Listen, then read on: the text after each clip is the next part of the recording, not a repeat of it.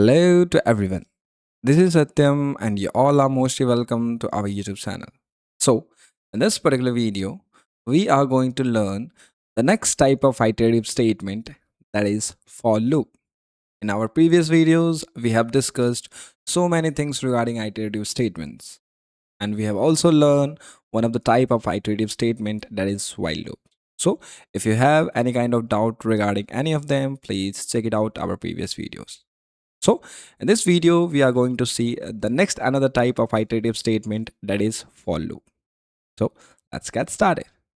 So for loops are used to iterate over the sequence such as list, tuple, string और arrange function. So basically last video के अंदर हमने while loop के बारे में पढ़ा था एंड वाइल लूप का क्या काम है, हम उसे किस तरीके से रिप्रेजेंट करते हैं या फिर उसका किस तरीके से इस्तेमाल करते हैं पाइथन प्रोग्रामिंग के अंदर, हमने वो सारी चीज़ें देखी थी. नो इस वीडियो के अंदर हम लोग फॉर लूप के बारे में समझने वाले हैं कि हमारा फॉर लूप होता क्या है. तो as per the given this statement, जो हमारा फॉर लूप होता है बेसिकली हम उसका इस्तेमाल किसी भी सिक्वेंस के ऊपर आइट्रेशन को परफॉर्म करने के लिए करते हैं. हमारे पास कोई सीक्वेंस हो, सीक्वेंस जैसे हमने सीक्वेंशियल डेटा टाइप पढ़ा था जिसके अंदर हमने लिस्ट पढ़ा था, टपल पढ़ा था, स्ट्रिंग पढ़ा था. तो वैसे डेटा टाइप्स या फिर वैसे डेटा जिसका कोई पर्टिकुलर सीक्वेंस ऑलरेडी डिफाइंड हो. अब किसी भी पर्टिकुलर डेटा का सीक्वेंस पहले से ही डिफाइंड होगा, डेट मीन उसका स्टार्टिंग पॉइंट डिफाइंड होगा, उसका एंड डिफाइन होगा, या फिर उसका जो सीक्वेंस किस मैनर में होगा वो सारा चीज़ डिफाइन होगा. तो जो फॉर लूप है ना, वो इन प्रकार के डेटा पे अप्लाई होता है जिसका ऑलरेडी कुछ ना कुछ सीक्वेंस हो. ठीक है, इसमें लिस्ट आपको पता है लिस्ट क्या होता है, टपल भी आपको पता होगा, स्ट्रिंग क्या होगा वो भी आपको पता है, बट रेंज के बारे में आई गेस आपको पता भी नहीं होगा. ये रेंज फंक्शन हम अभी आगे पढ़ेंगे. ठीक है, नेक्स्ट पॉइंट देखते हैं. It allow to execute a block of code repeatedly once for each item in the sequence. So basically जो for loop होता है वो आपके given जो डेटा होंगे उसके अंदर जितने भी एलिमेंट्स होंगे तो आपका आइट्रेशन जो हुआ है हर एक एलिमेंट्स के लिए परफॉर्म होता है. मतलब एक एलिमेंट चलेगा, एक आइट्रेशन चला, एक एलिमेंट आया, फिर दूसरा आइट्रेशन चला, दूसरा एलिमेंट आया, ऐसे करके वन बाय वन आपका जो आइट्रेशन है वो तब तक चलेगा जब तक कि आपका जो गिवन सीक्वेंस है, जो गिवन डेटा है, उसके टोटली एलिमेंट्स एक बार आइट्रेट नहीं हो जाते. सो वन बाय वन सारे एलिमेंट्स आपके आइट्रेट होते रहेंगे और ये लूप आपका तब तक चलेगा जब तक कि जो लास्ट एलिमेंट है वो नहीं रीच हो जाता. जैसे ही लास्ट एलिमेंट रीच कर जाएगा लूप जो है आपका ऑटोमेटिकली वहाँ पे टर्मिनेट हो जाएगा. बट वाइल लूप के अंदर क्या था कि वाइल लूप के अंदर हमें इनिशियलाइजेशन डिफाइन करना पड़ता था, then after stopping limit define करनी पड़ती थी, देन आफ्टर हमें वहाँ पे इंक्रीमेंट और डिक्रीमेंट फंक्शन डिफाइन करना पड़ता था, लाइक स्टेप डिफाइन करना पड़ता था. तो ये सारी चीज़ें वहाँ पे डिफाइन करनी पड़ती थी. बट फॉर लूप के अंदर आपको ये सब कुछ भी नहीं करना. इसका सिंटेक्स जो है वो as compare to while loop बहुत ही ईजी है, बहुत ही आसान है, क्योंकि ये ऑलरेडी सिक्वेंस टाइप के ऊपर काम करता है. तो इसमें स्टार्टिंग पॉइंट या फिर ending point like stopping limit या फिर इंक्रीमेंट एंड डिक्रीमेंट फंक्शन, ये सभी चीज़ें डिफाइन करने की आवश्यकता नहीं पड़ती. ठीक है, नेक्स्ट पॉइंट है in for loops we are not assigning any initialization और stopping limit because it works on sequential data whose start and end are already decided. So basically ये जो फॉर लूप होता है उसका हम इस्तेमाल करते हैं सिक्वेंशियल टाइप के ऊपर, और जो सिक्वेंशियल डेटा टाइप होते हैं उनका ऑलरेडी सीक्वेंस डिफाइन होता है. सीक्वेंस डिफाइन मतलब स्टार्टिंग पॉइंट डिफाइंड है, एंड पॉइंट डिफाइन है. तो इसमें ये सारी चीज़ें की को डिफाइन करने की आवश्यकता नहीं. ठीक है, अब सीक्वेंस देख लेते हैं, सॉरी सिंटेक्स देख लेते हैं इसका कि सिंटेक्स किस प्रकार से होता है फॉर लूप का. तो फॉर लूप को इस्तेमाल करने के लिए उसे कुछ इस तरीके से आप डिफाइन करोगे अपने प्रोग्राम के अंदर. सबसे पहले आपको फॉर कीवर्ड का इस्तेमाल करना है, देन आफ्टर यहाँ पे एक वेरिएबल के नेम को डिफाइन करोगे, देन आफ्टर इन कीवर्ड का इस्तेमाल करोगे, एंड जिस पर्टिकुलर गिवन डेटा या सीक्वेंस के ऊपर आपको इस आइट्रेशन को चलाना है उस सीक्वेंस को यहाँ पे डिफाइन करोगे. या तो सीक्वेंस को डायरेक्टली डिफाइन कर दो या फिर सीक्वेंस के वेरिएबल को यहाँ पे असाइन कर दो. देन आफ्टर आप कॉलम्स प्रोवाइड करोगे and then after enter press करने के बाद जो यहाँ पे स्टेटमेंट देना है, जो भी बॉडी देना है इस पर्टिकुलर फॉर लूप का, आप यहाँ पे वो चीज़ प्रोवाइड कर दोगे. ठीक है, तो कुछ इस तरीके से आपका फॉर लूप का सिंटेक्स होता है. नेक्स्ट आप यहाँ पे फ्लो चार्ट है फॉर लूप के लिए, वो देखो और समझो किस तरीके से आपका जो फॉर लूप है वो काम करता है. ठीक है, तो for each item in sequence, तो जो भी आपके पास गिवन सीक्वेंस होगा उसके हर एक आइटम के लिए आपका ये कंडीशन चेक होगा. अब कंडीशन क्या है, लास्ट आइटम रीच्ड. ठीक है, तो यहाँ पहला एलिमेंट आएगा उसको इस कंडीशन में डालेंगे. ठीक है, अब इस कंडीशन में चेक किया जाएगा कि जो एलिमेंट अभी आया है क्या वो आखिरी एलिमेंट है गिवन सीक्वेंस का. तो अगर वो जो एलिमेंट है वो आखिरी एलिमेंट नहीं होगा तो उस केस में क्या होगा, फॉल्स कंडीशन हुआ। तो फॉल्स हो गया मतलब, अगर मतलब ये नहीं है तो फॉल्स ही हुआ ना, तो फॉल्स हुआ तो दैट मीन्स उसके नीचे जो भी स्टेटमेंट है वो एग्जीक्यूट होगा, एंड देन आफ्टर फिर से ये लूप में जाएगा और फिर रिपीट होगा, फिर से यहाँ पे एक नया वैल्यू आएगा, फिर से उसे चेक किया जाएगा ये जो एलिमेंट है वो लास्ट एलिमेंट है कि नहीं है। अगर नहीं है तो फॉल्स हो गया, तो फिर से स्टेटमेंट एग्जीक्यूट होगा। तो इस तरीके से वन बाय वन ये एग्जीक्यूट कराता रहेगा जब तक कि लास्ट एलिमेंट रीच नहीं हो जाता। जैसे ही लास्ट एलिमेंट रीच होगा दैट मीन्स ये वाला जो सिचुएशन है ट्रू हो जाएगा। ये जैसे ही ट्रू होगा उस केस में आपका जो लूप है वो वहाँ से टर्मिनेट हो जाएगा, एग्जिट हो जाएगा। तो फॉर लूप कुछ इस तरीके से काम करता है। ठीक है, नेक्स्ट इसमें कुछ एग्जांपल्स देखते हैं एंड एग्जांपल की मदद से समझते हैं कि आपका फॉर लूप किस तरीके से काम करता है। ठीक है, तो हमारे पास ये पहला एग्जांपल है, इसे मैं यहाँ कॉपी पेस्ट कर लेता हूँ। लाइक हम ऑनलाइन कंपाइलर का इस्तेमाल कर रहे हैं तो यहाँ मैंने कॉपी पेस्ट कर लिया। अब इसके अंदर देखो मैंने फॉर लूप को किस तरीके से इस्तेमाल किया है। ठीक है, तो यहाँ पे हमने यूज किया है लाइक फॉर कीवर्ड का, देन आफ्टर यहाँ पे एक वेरिएबल डिफाइन किया है, लाइक लेटर नाम का वेरिएबल है। आप चाहो तो कोई भी वेरिएबल ले सकते हो अपने अकॉर्डिंग, लाइक लेटर यहाँ पे कुछ बड़ा लग रहा है, इसको मैं एल कर देता हूँ। ठीक है, एल एक वेरिएबल हो गया इन पाइथन। ठीक है, और पाइथन जो यहाँ पे मैंने यूज़ किया ये एक स्ट्रिंग है। ठीक है, स्ट्रिंग के फॉर्मेट है, देखो डबल कोट्स मैंने लगाए हैं तो ये आपका एक स्ट्रिंग बन गया। तो जो लूप जो है ना मैं इस पर्टिकुलर स्ट्रिंग पे अप्लाई कर रहा हूँ। देन आफ्टर मैं यहाँ पे प्रिंट एल को ही प्रिंट करा दे रहा हूँ। ठीक है, यहाँ पे प्रिंट एल ही कर दे रहा हूँ एंड देन आफ्टर मैं इसे जैसे ही एग्जीक्यूट करूँगा तो उस केस में देखना कि पाइथन के अंदर जितने भी कैरेक्टर्स हैं वो सारे आपके प्रिंट हो रहे हैं। यहाँ पे मैं प्रिंट एल करा रहा हूँ। ठीक है, तो ये कैसे काम कर रहा है वो समझो। तो जब आपका ये आइट्रेशन स्टार्ट होगा तो ये जो हमने वेरिएबल यहाँ पे डिफाइन किया है, इस वेरिएबल के अंदर इस गिवन स्ट्रिंग के जितने भी कैरेक्टर्स हैं वो वन बाय वन इस वेरिएबल में स्टोर होते जाएंगे। ठीक है, जब पहला आपका आइट्रेशन चलेगा फॉर लूप का, जब फर्स्ट आइट्रेशन चलेगा तो उस केस में एल के अंदर जो ये गिवन स्ट्रिंग है ना इसका फर्स्ट कैरेक्टर आके स्टोर होगा। तो एल के अंदर सबसे पहला कौन सा कैरेक्टर स्टोर होगा, पी होगा। और उस आइट्रेशन में जब आपका ये स्टेटमेंट एग्जीक्यूट होगा तो इस केस में है प्रिंट एल। ठीक है, तो फर्स्ट आइट्रेशन में जैसे ही प्रिंट एल होगा तो उस केस में एल के अंदर पी स्टोर्ड है, डेट इज वाई यहाँ पे जो आउटपुट आ रहा है वो पी आ रहा है। ठीक है, फिर नेक्स्ट जब आपका ये एल प्रिंट हो जाएगा फिर से आपका आइट्रेशन फिर से नेक्स्ट चलेगा। जब आपका सेकेंड आइट्रेशन चलेगा तो उस केस में एल के अंदर आ जाएगा वाई।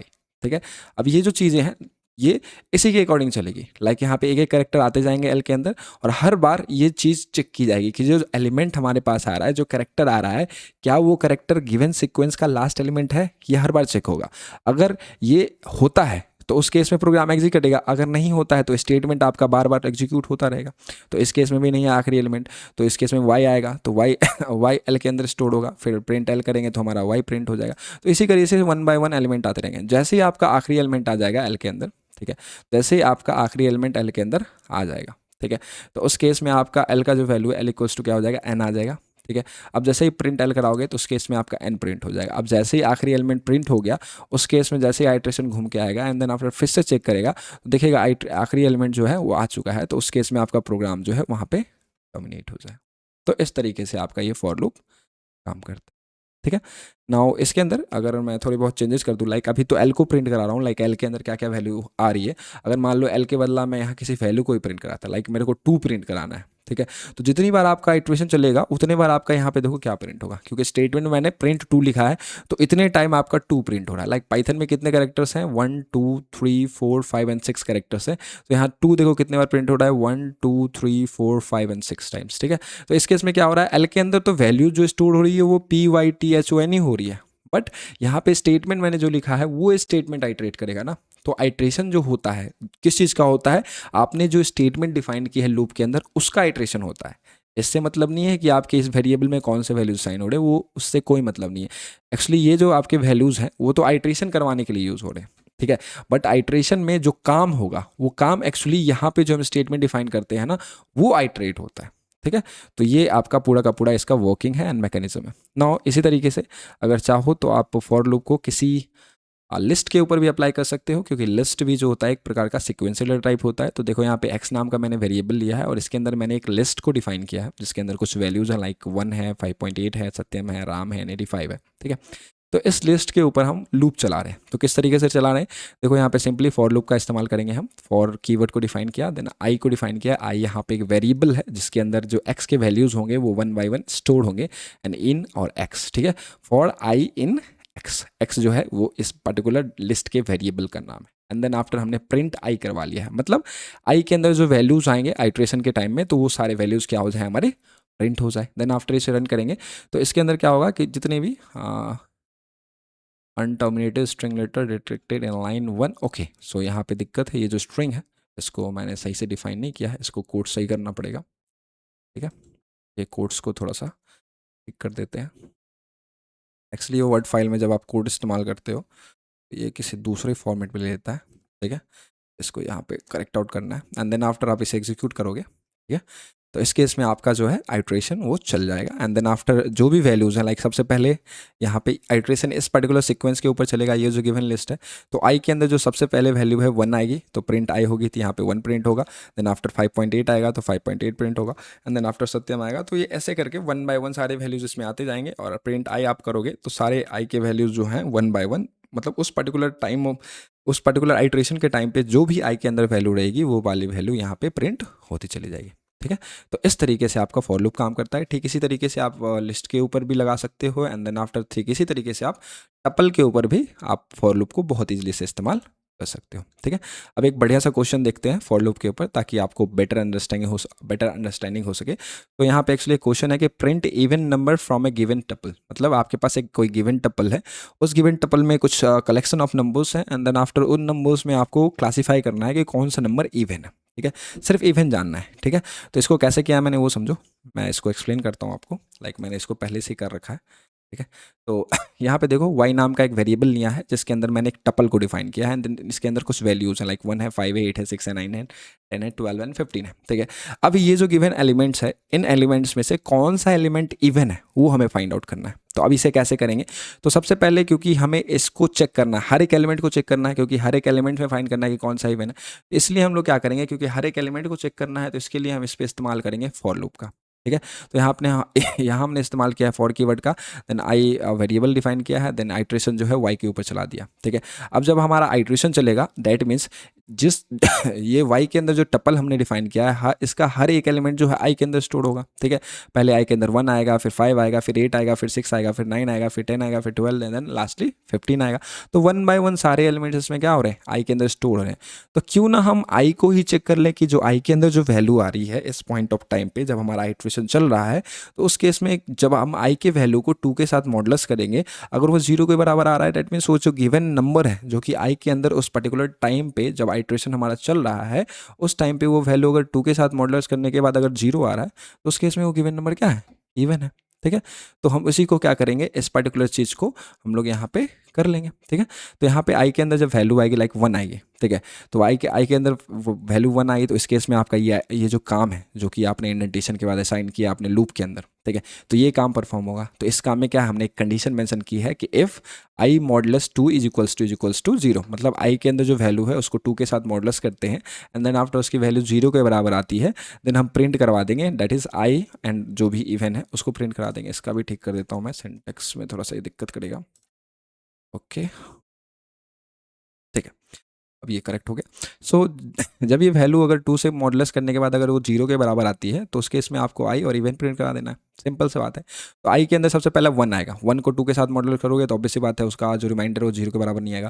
फिर आई के अंदर नेक्स्ट आइट्रेशन चलेगा, पहला आइट्रेशन में ये नहीं आया तो इस केस में ये कंडीशन सही नहीं हुआ, कंडीशन सही नहीं हुआ मतलब ये चीज़ एग्जीक्यूट नहीं होगा। ठीक है, अब ये एग्जीक्यूट नहीं हुआ तो आपका दूसरा आइट्रेशन चलेगा, दूसरा आइट्रेशन चलेगा तो आई के अंदर 5 स्टोर होगा। ठीक है, 5 को भी इस कंडीशन में डालेंगे तो 5 मॉडुलस 2 हो जाएगा, तो उस केस में भी ये जो चीज़ है वो करेक्ट नहीं होगा, ये कंडीशन करेक्ट नहीं होगा मतलब ये वाला चीज़ एग्जीक्यूट नहीं होगा। अब ये नहीं होगा तो फिर आइट्रेशन आपका आगे बढ़ेगा। अब जैसे ही आपका आइट्रेशन आगे बढ़ेगा तो उस केस में फिर आई के अंदर जो वैल्यू आएगी दैट इज़ 8। ठीक है, अब जैसे ही आई के अंदर वैल्यू 8 आई तो फिर ये कंडीशन एग्जीक्यूट होगा। तो इस केस में आपका जो सिचुएशन बनेगा, जो कंडीशन बनेगा that is 8 modulus 2 is equals to 0। So obvious सी बात है अगर 8 को आप लोग 2 से डिवाइड करते हो तो उसका रिमाइंडर जो है वो 0 के बराबर आ जाता है। तो इस केस में ये कंडीशन जैसे ही ट्रू हो जाएगा तो उस केस में आपका ये जो आपने ब्लॉक ऑफ कोड डाला है इस कंडीशनल स्टेटमेंट के अंदर ये वाला चीज़ एग्जीक्यूट हो जाएगा and then after print I मतलब 8 प्रिंट हो जाएगा, क्योंकि आई के अंदर फिलहाल क्या स्टोर है, 8 स्टोर है एंड देन उसके साथ मैंने स्ट्रिंग लिखा है दैट इज इवन, तो आपका वो भी प्रिंट हो जाएगा। ठीक है, अब ये जैसे ही काम असाइन हुआ उसके बाद फिर से लूप आपका आगे बढ़ेगा एंड आई के अंदर जो वैल्यू है वो 6 आएगी और 6 के लिए फिर से वो सेम चीज़ करेगा। ठीक है, तो 6 के लिए भी सही हो जाएगा, तो इस केस में फिर 6 प्रिंट हो जाएगा और इवन प्रिंट हो जाएगा। फिर आई के अंदर फिर से आगे आइट्रेशन बढ़ेगा और आई के अंदर आपका 9 स्टोर होगा। ठीक है, तो इसी तरीके से 1 बाय 1 सारे वैल्यूज़ यहाँ पे स्टोर होते जाएंगे आई के अंदर और ये वाला कंडीशन 1 बाय 1 चेक होते जाएगा। अगर कंडीशन ट्रू होता है तो उस केस में प्रिंट आई और इवन प्रिंट हो जाएगा आपका। अगर ये कंडीशन सही नहीं होता है तो लूप सिंपली आपका आगे बढ़ जाएगा। ठीक है, तो इस तरीके से आपका ये गिवन प्रोग्राम वर्क करेगा। इसे एग्जीक्यूट करते हैं, देखो किस तरीके से काम कर रहा है। तो इस केस में Y is not define, I think कुछ गड़बड़ हो गया। ओके, सो यहाँ पे हमने कैपिटल वाई ले लिया है और यहाँ पे लूप के अंदर हमने ये स्मॉल वाई ले लिया था। सो यहाँ पे ये चीज़ आ रही है। देन आफ्टर आप इसे एग्जीक्यूट करोगे तो देखो यहाँ पे 8 जो है इवन है, 6 इवन है, 10 इवन है एंड 12 इवन है। तो जितने भी इवन नंबर्स हैं वो सारे के सारे आपके प्रिंट हो गए। ठीक है, तो कुछ इस तरीके से आप इस प्रोग्राम को कर सकते हो। ठीक है, ना एक और प्रोग्राम है, इसे भी देख लो, बहुत ही सिंपल सा प्रोग्राम है। Write a program to find the sum of all elements of a list. So आपके पास एक गिवन लिस्ट है, ठीक है, और उस लिस्ट के अंदर बहुत सारे एलिमेंट्स हैं, तो उन सारे एलिमेंट्स के सम को फाइंड करना है। सो एक्चुअली इस चीज़ को आप लोग with the help of some function भी कर सकते हो, बट फॉर लूप के इस्तेमाल से हम लोग इस कॉन्सेप्ट को समझते हैं कि अगर आपके पास कोई गिवन लिस्ट होगा और उस लिस्ट के अंदर कुछ एलिमेंट्स हैं आपके पास, तो उन सारे एलिमेंट्स को सम किस तरीके से आप कर सकते हो with the help of for loop. So बहुत ईजी प्रॉब्लम है, इसे भी देखो एंड समझो कि किस तरीके से आप कर सकते हो। तो यहाँ पे सबसे पहले मैं करेक्ट कर लेता हूँ। तो सो यहाँ पे एल नाम का आपके पास एक वेरिएबल है, ठीक है, और इसके अंदर एक लिस्ट है और इस लिस्ट के अंदर कुछ एलिमेंट्स हैं, इंटीजर्स वैल्यू। ठीक है, अब इन सारे नंबर्स को हमें जोड़ना है with the help of for loop. तो कैसे जोड़ेंगे? तो इन सभी को जोड़ने के लिए सबसे पहले मैंने सम नाम का, यहाँ पे सम को एस कर देता हूँ क्योंकि मैंने नीचे एस इस्तेमाल किया यहाँ पे। सो मैंने यहाँ पे एस नाम का एक वेरिएबल डिफाइन किया और जिसके अंदर मैंने जीरो स्टोर करा दिया। ठीक है, जीरो वैल्यू। ठीक है, एंड देन आफ्टर हमने लूप चलाया है। लूप किस पे चलाया है? एल के ऊपर चलाया है। ठीक है, कैसे चलाया है? For I in L, I variable है और एल के ऊपर लूप चला है। ठीक है, एंड इस लूप को चलाने के बाद हम यहाँ पे क्या कर रहे हैं? S equals to S plus I, मतलब इस वेरिएबल के अंदर जो वैल्यू है उसको हम आई के साथ जोड़ते जाएंगे। ठीक है, तो ये लूप कैसे काम करेगा वो समझो। तो इनिशियली जो एस के अंदर वैल्यू है जीरो है, ठीक है, तो अब क्या होगा कि सबसे पहले फॉर आई इन एल काम करेगा। तो इस केस में आपके जो एल के अंदर जो वैल्यू है, जो पहला वैल्यू है वो आई के अंदर स्टोर होगा। तो एल सबसे पहले आई के अंदर क्या स्टोर होगा? 4 स्टोर होगा। ठीक है, तो आई के अंदर जब 4 हो जाएगा तो उस केस में आपका ये जो स्टेटमेंट है वो एग्जीक्यूट होगा। तो इस केस में जो हमारा इक्वेशन है कुछ इस प्रकार से बन जाएगा, that is S equals to S plus I. Initially S की वैल्यू है जीरो और आई की वैल्यू इनिशियली क्या हो गई है? 4। तो यहाँ पे हो जाएगा जीरो प्लस 4। ठीक है, तो जीरो प्लस 4 क्या हो जाएगा? 4 ही हो जाएगा। तो इस केस में यहाँ जो एस की वैल्यू है वो जीरो से ओवर राइट होके हो जाएगी 4। एंड देन आफ्टर आपका ये प्रिंट स्टेटमेंट है वो इंडेंटेशन के बाहर है, तो ये फिलहाल चीज़ अभी एग्जीक्यूट नहीं करेगा। ठीक है, और नेक्स्ट फिर से आपका इटरेशन आगे बढ़ेगा, ये सबसे लास्ट में एग्जीक्यूट करेगा। जब तक आपका ये लूप चल के कंप्लीट नहीं हो जाता, टर्मिनेट नहीं हो जाता, तब तक ये स्टेटमेंट एग्जीक्यूट नहीं करेगा क्योंकि ये लूप के बाहर है। ठीक है, अगर मैं इंडेंटेशन के अंदर कर दूँ तो ये फिर लूप जितनी बार चलेगा उतनी बार प्रिंट एस भी होगा, तो इस केस में 4 प्रिंट हो जाएगा आपका। ठीक है, फिर आपका लूप आगे बढ़ेगा, तो लूप आगे बढ़ेगा तो आई के अंदर जो है अब 5 स्टोर होगी, दूसरा एलिमेंट। ठीक है, तो दूसरा एलिमेंट जैसे स्टोर हो गया फिर से आपका ये वाला स्टेटमेंट एग्जीक्यूट होगा। ठीक है, तो इस केस में क्या होगा? S equals to S plus I. अब जो एस की वैल्यू है यहाँ पे ओवर राइट होकर 4 हो गई थी, तो यहाँ पे 4 प्लस आई की वैल्यू है 5, तो यहाँ पे हो जाएगी 5। तो 4 प्लस 5 कितना हो गया? 9 हो गया। तो यहाँ पे जो एस की वैल्यू अभी 4 थी वो ओवर राइट होकर क्या हो जाएगी? 9 हो जाएगी। ठीक है, एंड देन आफ्टर इसी तरीके से 1 बाय 1 आपका जो आइट्रेशन चलता रहेगा और आई के अंदर 1 बाय 1 सारे वैल्यूज जो हैं उस लिस्ट के अंदर आते रहेंगे और इस ऑपरेशन के थ्रू वो सारे आपस में ऐड होते रहेंगे। ठीक है, और जैसे ही आपका आखिरी एलिमेंट आई के अंदर रीच आउट हो जाएगा तो उस केस में आपका जो एस प्लस आई हो जाएगा, मतलब जो भी आखिरी एलिमेंट होगा इसके अंदर। ठीक है, और उसका आइट्रेशन, उसका समेशन हो जाएगा आई के साथ, मतलब 26 के साथ, और 26 के साथ जैसे ही आइट्रेशन हो के जो एस में वैल्यू जो है वो यहाँ पे ओवर राइट हो जाएगा। ठीक है, एंड जैसे ही आपका आखिरी एलिमेंट रीच हो जाएगा उस केस में आपका लूप जो है उसका जो एग्जीक्यूशन है वहीं पे टर्मिनेट हो जाएगा। अब ये जैसे ही टर्मिनेट हो जाएगा तो उस केस में आपने जो यहाँ पे स्टेटमेंट लिखी है आफ्टर द लूप वो वाला चीज़ एग्जीक्यूट होगा। तो इसमें है प्रिंट एस, मतलब एस में जो भी एस वेरिएबल के अंदर जो भी वैल्यू है उसे प्रिंट आउट कर दो। तो एस वेरिएबल के अंदर जो सबसे आखिरी में वैल्यू ओवर राइट होगी वो वाली वैल्यू जो है आपकी प्रिंट हो जाएगी। ठीक है, तो इस तरीके से यह प्रोग्राम आपका काम करेगा। इसे एग्जीक्यूट कराते हैं, एग्जीक्यूट कराओगे तो देखो यहाँ पे जो भी वैल्यू है सम ऑफ ऑल दीज नंबर्स जो कि आपके लिस्ट में अवेलेबल था उसका हो जाएगा 186। ठीक है, तो इसके अंदर जितने भी वैल्यूज़ हैं इन्हें आप सम करोगे तो उसका आउटपुट जो आएगा वो 186 आएगा। मान लो इस प्रिंट फंक्शन को अगर मैं अंदर कर देता ना आइट्रेशन इंडेंटेशन के अंदर, एंड देन आफ्टर एग्जीक्यूट कराता तो जितनी बार लूप चलता उतनी बार आपका वो भी चलता। देखो यहाँ पे 4 आया, फिर 9 आया, फिर 17। तो क्या हो रहा है कि जितनी बार आपका आइट्रेशन चल रहा है उतनी बार ये प्रिंट फंक्शन भी एग्जीक्यूट हो रहा है। ठीक है, सो डेट इज वाई वहाँ पे जो आपका हर बार है वो जितनी बार आइट्रेशन चल रहा है उतनी बार वैल्यूज आपके क्या हो रहे हैं? प्रिंट हो रहे हैं। सो डेट इज़ वाई, क्योंकि मेरे को फाइनल आउटपुट चाहिए था कि टोटल सम कितना होता है, डेट इज़ वाई मैंने इसको आउट ऑफ द इंडेंटेशन रखा। ठीक है, कुछ इस तरीके से आपका ये प्रोग्राम काम करता है। now एक और प्रॉब्लम देख लेते हैं इसी पर्टिकुलर फॉर लूप के अंदर।